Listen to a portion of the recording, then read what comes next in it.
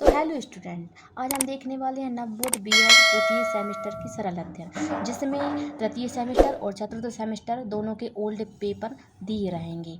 इसमें भोपाल, छतरपुर, ग्वालियर, जबलपुर और छिंदवाड़ा के ओल्ड पेपर दिए रहेंगे। ठीक ना। तो सबसे पहले देखते हैं।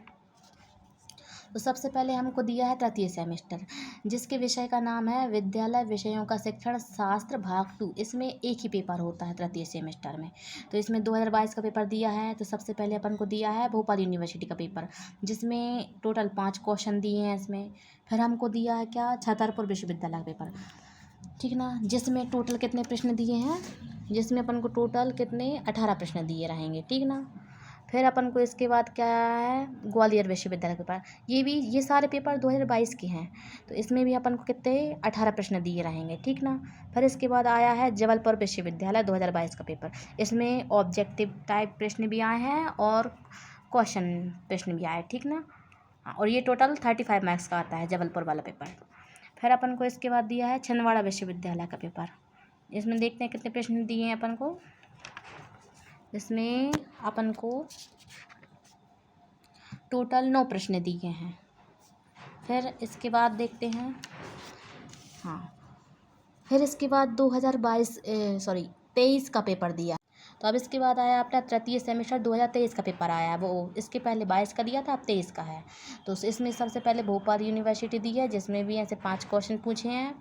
फिर छतरपुर विश्वविद्यालय है, इसमें भी टोटल 18 प्रश्न पूछे हैं।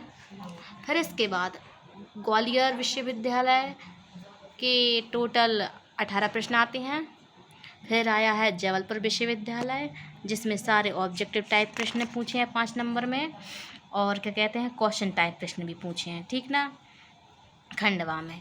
तो ऐसा आता है पेपर।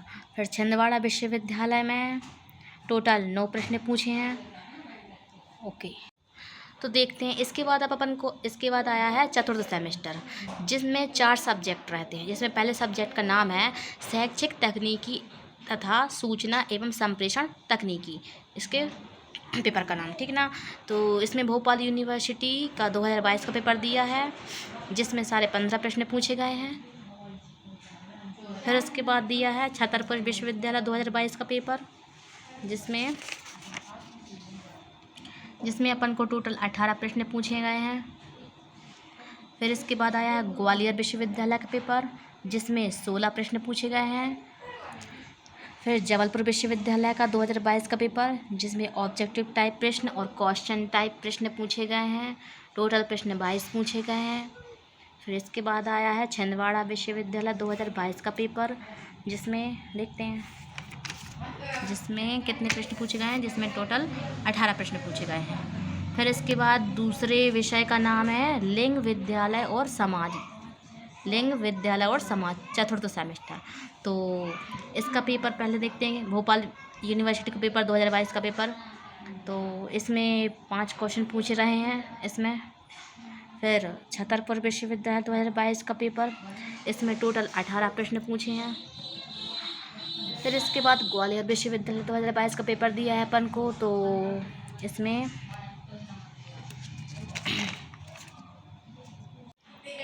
ये ग्वालियर विश्वविद्यालय 2022 चतुर्थ सेमेस्टर का पेपर है, जिसमें 14 तक जो प्रश्न दिए हैं वो शॉर्ट दिए हैं, और खंडवा में 4 प्रश्न लॉन्ग के पूछे हैं इनमें।